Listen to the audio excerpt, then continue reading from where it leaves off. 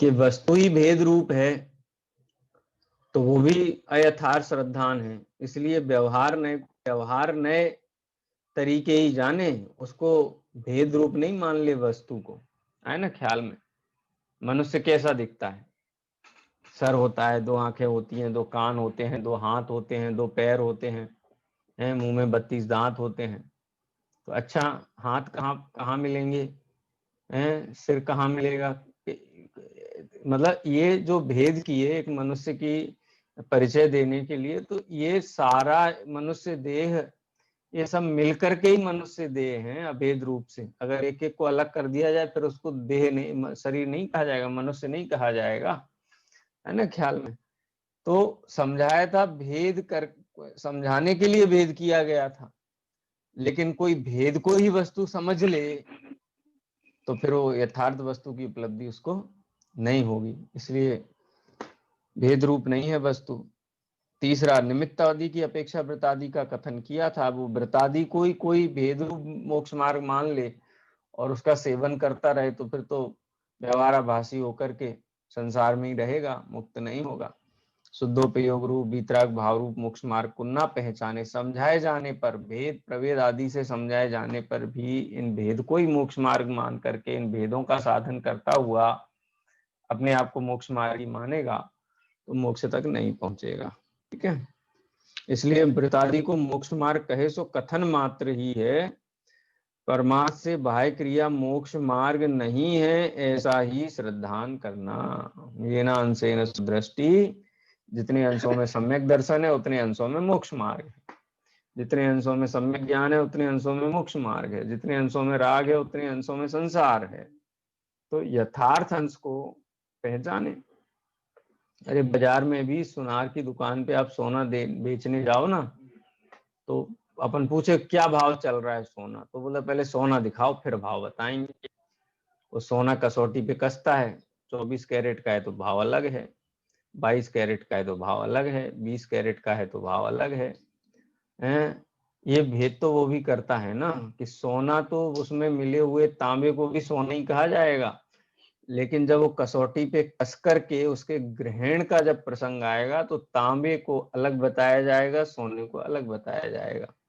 सोने को तांबे को सोना नहीं बताया जाएगा उस समय। उसी प्रकार भले ही सहचारी हैं वीतराग भाव और 28 मूल गुण पालन करने का भाव या 28 मूल गुण की क्रिया सहचारी होने के कारण उनको सम्यक दर्शन, सम्यक ज्ञान, सम्यक चारित्र रूप रत्नत्रय के अंदर ही गर्भित किया गया है। लेकिन जीव मोक्ष क्यों नहीं पहुंचा, नकुल सहदेव मोक्ष क्यों नहीं पहुंचे? क्या 28 मूल गुण में कोई कमी थी कि सुबह में कोई कमी थी? तब ये विश्लेषण पता चलेगा कि निश्चय वीतराग भाव रूप मोक्ष मार्ग उनमें वैसा नहीं था जैसा युधिष्ठिर, भीम और अर्जुन में था। है ना ख्याल में? मुद्दे की बात यहाँ से निकल करके सामने आती है। चलिए 3 पैराग्राफ का विश्लेषण हो गया। अब अगला प्रश्न उत्तर और अपन लेते हैं, अभी तो समय है अपने पास में। लीजिए आगे कौन पढ़ेगा? जी भैया जी पढ़े हम। पढ़िए। यहाँ प्रश्न है कि व्यवहार नए पर को उपदेश में ही कार्यकारी है या अपना भी चाहता है? समाधान, आप ही जब तक निश्चय नए से विरूपित वस्तु को ना पहचाने तब तक व्यवहार मार्ग से वस्तु का निश्चय करे। इसलिए निचली दशा में अपने को भी व्यवहार नए कार्यकारी है, परंतु व्यवहार को उपचार मात्र मानकर उसके द्वारा वस्तु को ठीक प्रकार समझे तब तो कार्यकारी हो। परंतु यदि निश्चयवत व्यवहार को भी सत्यभूत मानकर वस्तु इस प्रकार ही है ऐसा श्रद्धान करे तो उल्टा अकार्यकारी हो जाए। यही पुरुषार्थ सिद्धि उपाय में कहा है। अबुदस्य बोधनार्थम अबुधस्य बोधनार्थम मुनीश्वरादेशयन्त्यभूतार्थम् मुनीश्वरादेशयन्तभूतार्थम् व्यवहारमेव केवल व्यवहारमेव केवल मवैति यस्तस्य देशिना नास्ति मवेति यस्य तस्य देशना नास्ति माणवक एव सिंहो सिंहो यथा भवत्यनवगीतसिंहस्य यथा नवगीतसिंहस्य व्यवहार एव हि तथा व्यवहारे तथा निश्चयतां यात्यनिश्चयज्ञस्य निश्चयतां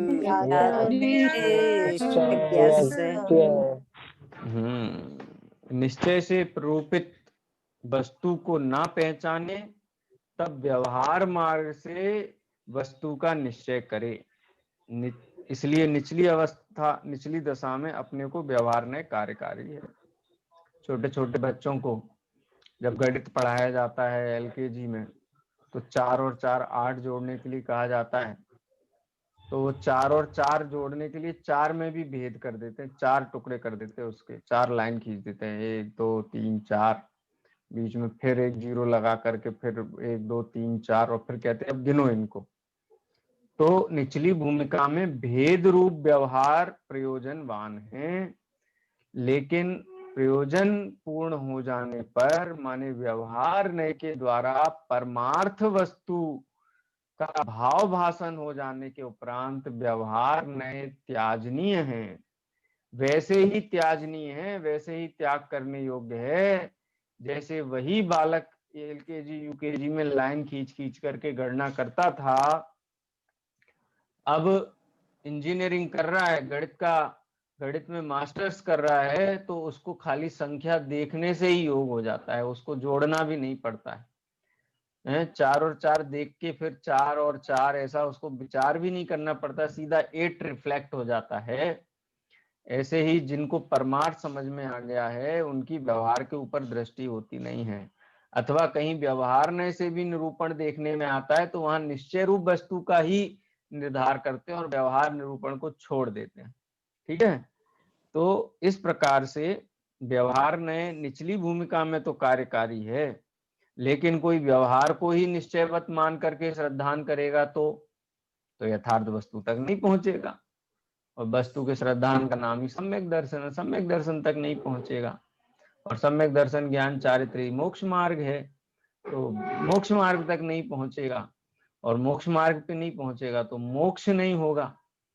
है मोक्ष मार्ग और मोक्ष ही तो सुख है, और सभी जीव सुख चाहते हैं, इसलिए व्यवहार नय का अवलंबन लेकर के परमार्थ वस्तु को समझ करके निश्चय का अवलंबन छोड़कर आत्मा का अवलंबन लेना चाहिए, तो सुखी तो सबको होना है ना। इसलिए ये निश्चय व्यवहार का उपदेश किस प्रकार से बिठाना है, किस प्रकार से उसको ग्रहण करना है। उदाहरण क्या दिया, अबुधस्य अज्ञानी को बोधनार्थम माने समझाने के लिए मुनीश्वरा माने जिनेन्द्र भगवान ने देशयंती अभूतार्थम व्यवहार नय का कथन किया है। व्यवहारम एव केवलम अवैति, लेकिन कोई व्यवहार नय को ही ग्रहण करता है, यस तस्य देशना नास्ति, उसके लिए उपदेश नहीं है। जैसे कोई बालक है बीमार हो गया है, वेद जी ने दवाई दी, दवाई बहुत कड़वी है, तो उसकी माँ ने उसमें बतासे में रख करके दे दी, तो बालक ने लिया, दवाई निकाल दी, बतासा खा लिया है। तो केवल निश्चय माने वो दवा थी और व्यवहार रूप वो बतासा था, तो बतासे का तो ग्रहण किया, क्योंकि बतासा ही दिखाई दे रहा था, अंदर तो दवाई दिख भी नहीं रही थी, तो चतुर बालक ने दवा निकाल दी और बतासा खा लिया। तो बोलो रोग के ठीक होने के लिए वो बतासा कार्यकारी रहेगा क्या? तो ऐसे ही यथार्थ वस्तु को समझाने के लिए व्यवहार का उपयोग किया गया था, उदाहरण का, दृष्टांतों का, भेदों का, कारण कार्य आदि का, सहचारी भावों का, एक द्रव्य दो द्रव्यों की मिली हुई अवस्थाओं का, इस प्रकार से बहुत निरूपण किया। लेकिन वो वस्तु का ही स्वरूप ऐसा मान लेगा तो ऐसा तो है नहीं वस्तु का स्वरूप, तो दुखी का दुखी रहेगा। माणवक एव सिंहो, बिल्ली ही शेर है। यथा भवती अनवगीत सिंह से, जो सिंह से परिचित नहीं है उसको समझाया, देखो शेर ऐसा होता है, तो बिल्ली को ही उसने शेर मान लिया, क्योंकि शेर को पहचानता ही नहीं था, और शेर को बताने के लिए बिल्ली का दृष्टांत दिया, तो बिल्ली को ही शेर मान करके वो बैठ गया। तो कितना बड़ा खतरा है उसके जीवन में। क्योंकि शेर का स्वरूप नहीं पहचानता है। कोई कहे शेर घुस आया गांव में, बोलता अच्छा शेर घुस आया है, एक शेर तो वो भी है, तो वो तो भाग जाता है देख करके, माने कौन सा, बिल्ली वाला, बिल्ली को शेर मान लिया था ना। तो ये जो यथार्थ वास्तविक वनराज सिंह है वो भी भाग जाएगा, ऐसा सोच करके उसके सामने आ गए तो स्वयं का ही मरण होगा। व्यवहार ए वही तथा, उसी प्रकार से व्यवहार भी निश्चयताम याति अनिश्चयज्ञस्य, जो निश्चय के विषय भूत वस्तु को नहीं जानते हैं, नहीं जानना चाहते हैं, उनके लिए तो व्यवहार नय की विषय भूत वस्तु ही निश्चयवत हो जाती है और उनको यथार्थ वस्तु की उपलब्धि नहीं हो पाती है। ठीक है, बता रहे हैं कि व्यवहार नय के अंगीकार का मतलब क्या है। निश्चय नय के अंगीकार का मतलब क्या, उभयाभासी है ना, और निश्चय को भी उतना ही, मतलब 50% निश्चय होना चाहिए, 50% व्यवहार होना चाहिए, दोनों मिलकर के 100% मोक्ष मार्ग हो जाएंगे। पंडित साहब कहते हैं 50 - 50 हो जाएगा, शून्य मोक्ष मार्ग बचेगा, है ना ख्याल में।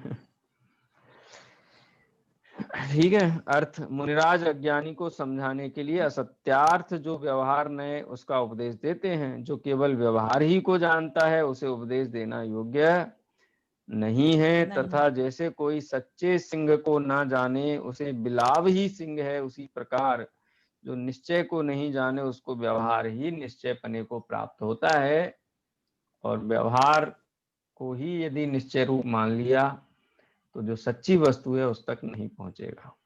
ठीक है, चलिए आगे प्रश्न है। यहाँ कोई नेक्स्ट कोई पढ़े? और पढ़ ले, एक कोई और ले लेते हैं, एक जन को।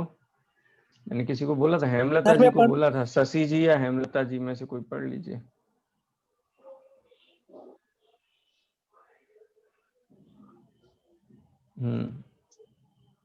नहीं आएगा सर मैं पढ़ूं आराधना? हाँ पढ़िए, चलिए, आए नहीं दोनों लोगों में से, हेमलता जी भैया जी शायद आवाज आएंगे। आ रही मेरी? हाँ हाँ आ रही है, आ नहीं रही। सर, कौन? मेरी हेमलता, हाँ हेमलता जी पढ़िए। इसलिए नहीं, सूतक है इसलिए पढ़ नहीं पाएंगे। अच्छा बुक अच्छा नहीं अच्छा, खोल पा रहे। तो आज नहीं भैया पढ़ना है जी ना, हम पढ़े? चलिए आराधना जी पढ़िए। नहीं, अभी 29 तक नहीं पढ़ना। ठीक है भैया ठीक जी है, हम कोई पढ़े? बात नहीं। शशि जी आ गई क्या? जी हाँ चलिए आप पढ़ रहे पढ़िए। भैया जी। हाँ हाँ, उसके बाद आराधना अर्थ, दीदी पढ़ेंगे। मुनिराज अज्ञानी को समझाने के लिए असत्यार्थ जो व्यवहार नय उसका उपदेश देते हैं। जो केवल व्यवहार ही को जानता है उसे उपदेश ही देना योग्य नहीं है, तथा जैसे कोई सच्चे से को ना जाने उसे बिलाव ही से है, उसी प्रकार जो निश्चय नय को नहीं जाने उसके व्यवहार ही निश्चय पने को प्राप्त होता है। यहाँ कोई निर्विचारी पुरुष ऐसा कहे कि तुम व्यवहार को असत्यार्थ हे कहते हो, तो हम व्रतशील संयम आदि व्यवहार कार्य किस लिए करें, सबको छोड़ देंगे। उससे कहते हैं कि कुछ व्रतशील संयम आदि का नाम व्यवहार नहीं है, इनको मोक्ष मार्ग मानना व्यवहार है, उसे छोड़ दे और ऐसा श्रद्धान कर कि इनको तो वह सहकारी जानकर उपचार से मोक्ष मार्ग कहा है। यह तो पर द्रव्याश्रित है, तथा सच्चा मोक्ष मार्ग वितराग भाव है, वह स्वद्रव्याश्रित है। इस प्रकार व्यवहार को असत्यार्थ ही जानना। व्रतादिक को छोड़ने से तो व्यवहार का हेपना होता नहीं है। व्रतादि छोड़ने से व्यवहार ने ये है ऐसा श्रद्धा नहीं होगा, क्योंकि मोक्ष मार्ग में होते हैं इसीलिए तो उनको मोक्ष मार्ग कहा है। उनको व्यवहार नय में शामिल इसीलिए किया गया है क्योंकि ये वस्तुएं वहां पर पाई जाती हैं, वहां पर उपलब्ध हैं ये क्रियाएं। अगर होती ही नहीं तो फिर क्यों इतना चरणानुयोग के शास्त्रों में इनका कथन तो निरर्थक हो जाता। तो कोई व्यवहार आदि क्रियाओं को छोड़ने का नाम व्यवहार नय का श्रद्धान छोड़ना नहीं है, या व्यवहार नय को यथा योग्य जानना नहीं है, अपितु ये क्रियाएं मोक्ष मार्ग में होती हैं, सो उनको यथार्थ मोक्ष मार्ग न जान करके सहकारी होने से व्यवहार मोक्ष मार्ग जाने, और जो वितराग भाव रूप मोक्ष मार्ग है, जो यथार्थ मोक्ष मार्ग है, उसको यथार्थ जाने। तो ये तो ज्ञान और श्रद्धा के लेवल पे जो मिस्टेक है ना, वो श्रद्धा और ज्ञान के लेवल पे ही ठीक होगी, उसको क्रिया के लेवल पे ठीक करने की जरूरत नहीं है। क्रिया के लेवल पे तो श्रद्धा ज्ञान के अनुरूप जो क्रियाएं होती हैं वो होंगी होंगी और होंगी। तीन कसाय चौकड़ी के अभाव वाले छठे गुण स्थानवर्ती मुनराज को जो क्रियाएं हैं उस भूमिका के योग्य वो होंगी। वो भले ही वो तो श्रद्धान में जानते ही हैं कि ये तो जड़ की क्रिया है, मेरी क्रिया नहीं है, इससे मेरा कुछ हित भी नहीं सकता है, शुभ भाव रूप है, कमजोरी के कारण होता है, बंध का कारण है, सब जानते हैं। तो संपूर्ण जनागम का सार जानते तो ये बातें नहीं जानते होंगे क्या? तो क्या ये क्रियाएं छूट जाती हैं कि छूटती नहीं है? क्यों नहीं छूटती हैं? क्योंकि इन क्रियाओं के छोड़ने पर शुद्धात्मानुभूति भी नहीं सधेगी, है ना ख्याल में। तो वो शुद्धोपयोग के सहवर्ती जो परिणाम हैं, या शुद्धोपयोग के रूप सातवें गुण स्थान में और छठे गुण स्थान में जो मंद और तीव्र हृदय के अनुसार होने वाले भाव है वो भी होंगे, होते ही हैं, अनिवार्य रूप से होते हैं। उनको व्यवहार नय से मोक्ष मार्ग कहा है। तो उनका श्रद्धान छोड़ना है कि ये मोक्ष मार्ग है, क्रियाओं को छोड़ने की बात नहीं है, श्रद्धान छोड़ने की बात है, उनको मोक्ष मार्ग मानना छोड़ने की बात है। ठीक है, चलिए आराधना दीदी पढ़िए आगे। फिर हम पूछते हैं कि व्रतादि को छोड़कर क्या करेगा? यदि हिंसादि रूप प्रवर्तेगा तो वहां तो मोक्ष मार्ग का उपचार भी संभव नहीं है। वहां प्रवर्तने से क्या भला होगा? नरकादि प्राप्त करेगा।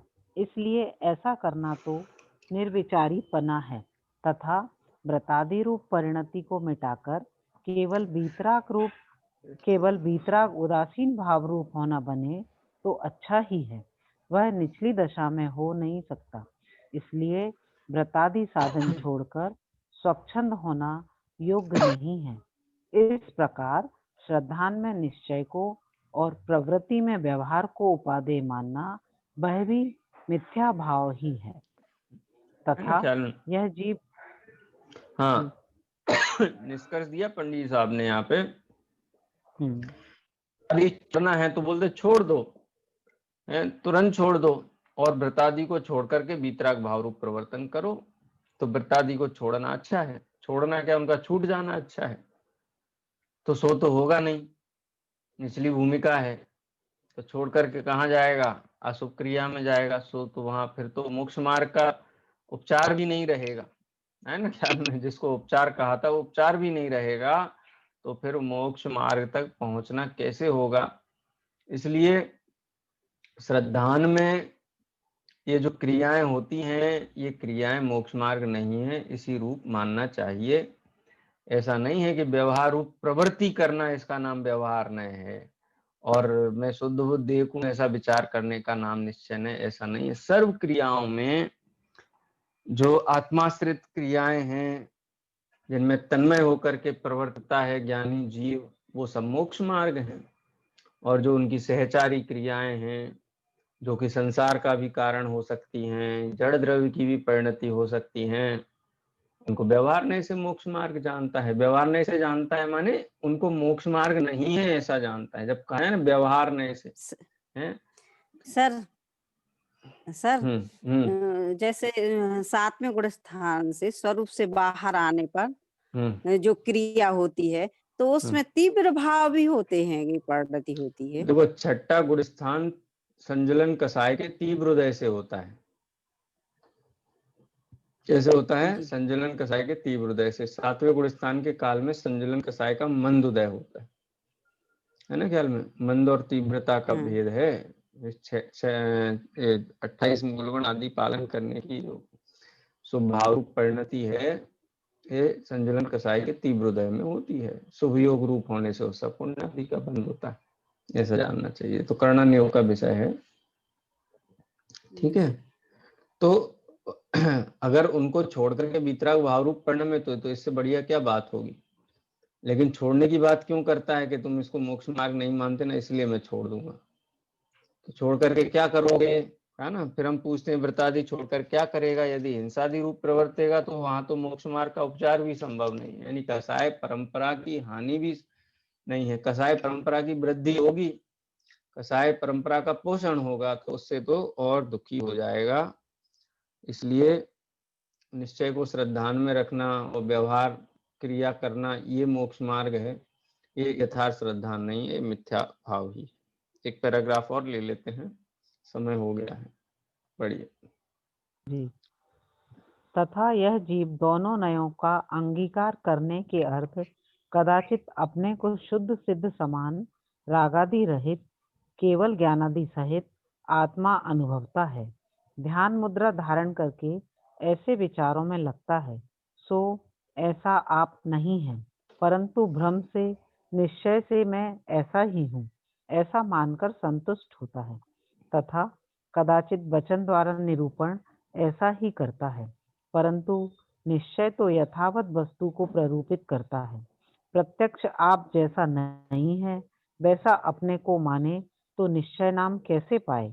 जैसा केवल निश्चयाभास वाले जीव के अयथार्थपना पहले कहा था, उसी प्रकार इसके जानना। आगे पढ़िए। ये ऊपर तो निश्चय ने निश्चयाभास संबंधी जो मान्यता है उभयाभास में जो गर्भित है, उसका विश्लेषण किया है कि वर्तमान में सिद्ध समान शुद्ध तो है ही नहीं ना। अगर वैसा अपने को मानता है तो निश्चय ने भी कहाँ रहा। निश्चय ने तो स्वभाव जो पारिणामिक भाव है त्रिकाली ध्रुव, उसकी अपेक्षा से शुद्ध कहा था, लेकिन वर्तमान में तो सिद्ध समान शुद्ध नहीं है, वर्तमान में तो विकार हैं। तो स्वभाव को शुद्ध जानना ये निश्चय ने कहा था, तो वैसा तो नहीं जानता है, तो निश्चय ने कहाँ हुआ। निश्चय तो वस्तु के यथार्थ स्वरूप को बताता है ना। चलिए नेक्स्ट में व्यवहार नय में क्या है वो बताते हैं, पढ़िए एक पैराग्राफ और लीजिए। अथवा यह ऐसा मानता है कि इस नय से आत्मा ऐसा है, इस नय से ऐसा है, सो आत्मा तो जैसा है वैसा ही है, परंतु उसमें नय द्वारा निरूपण करने का जो अभिप्राय है उसे नहीं पहचानता। जैसे आत्मा निश्चय से तो सिद्ध समान केवल ज्ञानादि सहित द्रव्य कर्म नौकर्म भाव कर्म रहित है, और व्यवहार नय से संसारी मति ज्ञानादि सहित तथा द्रव्य कर्म नौकर्म भाव कर्म सहित है, ऐसा मानता है। सो एक आत्मा के ऐसे दो स्वरूप तो होते नहीं हैं। जिस भाव ही का सहितपना उस भाव ही का रहितपना एक वस्तु में कैसे संभव हो, इसलिए ऐसा मानना भ्रम है। तो निश्चय ने से आत्मा ऐसा है और व्यवहार ने से ऐसा है, तो आत्मा क्या है? कहते ना वस्तु में नए लागू नहीं होते हैं। वस्तु को देखने की जो दृष्टि है, जो अभिप्राय है ज्ञाता का, शब्द है, उसमें नए लागू होते। वस्तु तो आत्मा जैसा है वैसा है। निश्चय ने से ऐसा है और व्यवहार ने से ऐसा ऐसा नहीं। ये दो भाषा भी हमारी ऐसी है ना। हम कहते हैं निश्चय से आत्मा शुद्ध बुद्ध एक है, और व्यवहार से कैसा है कि व्यवहार से वो भेद वाला है, संसारी है, एक इंद्रिय दो इंद्रिय है। अच्छा, ये व्यवहार से वाला आत्मा कहाँ मिलता है और निश्चय से आत्मा कहाँ मिलता है, निश्चय वाला आत्मा कहाँ मिलता है? कि नहीं, ये तो एक ही वस्तु है। इस एक वस्तु के जो द्रव्य भाव है, द्रव्य स्वभाव है, उसकी अपेक्षा से कथन करने पर सर्वविकार रहित निरंजन ऐसी वस्तु आत्मा है। उसी वस्तु के संयोग भाव आदि को देखने पर, कर्म शरीर आदि को देखने पर है वो व्यवहार नहीं के द्वारा समझाया गया है, बताया गया है। लेकिन जीव ही दो मान ले, ऐसे इसने मान लिया ना व्यवहासी ने, मोक्ष मार्ग दो है, एक निश्चय एक व्यवहार, और हम व्यवहार मोक्ष मार्ग भी पालेंगे, निश्चय भी मोक्ष मार्ग पालेंगे, तो हमारा पूरा हो गया 50%, 50% मिला के 100% हो गया। सो ऐसा वस्तु का स्वरूप नहीं है, ये पंडित जी साहब यहाँ कहते हैं। जैसा है वैसा मानने का नाम सम्यक दर्शन है। तो वस्तु ना तो निश्चय है ना व्यवहार है, ये तो देखने की दृष्टियां हैं।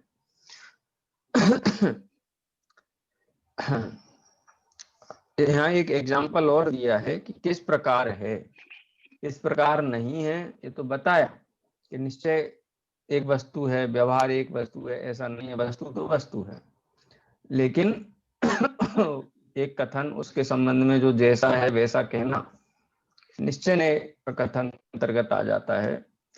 और संयोग उपचार आदि की अपेक्षा कथन करने पर वो व्यवहार नहीं के अंदर गर्भित हो जाता है। उसको मनुष्य पने और राजा रंक पने की अपेक्षा से उसको यहाँ समझाया जाएगा। जैसे मनुष्य पने की अपेक्षा तो सभी समान हैं, लेकिन राजा रंक पने की अपेक्षा समान नहीं है। कोई कहे कि सभी मनुष्य समान है, तो गांव का भिखारी कहे समान है तो राजा को सिंहासन से नीचे उतारो, हम बैठेंगे जब समान है। तो समानता की अपेक्षा अलग है, असमानता की अपेक्षा अलग है ना। ख्याल में उस अपेक्षा को नहीं समझता है राजा। तो ये अपन विश्लेषण कल देखेंगे, आज समय हो गया है। जिनवाणी स्तुति करते हैं।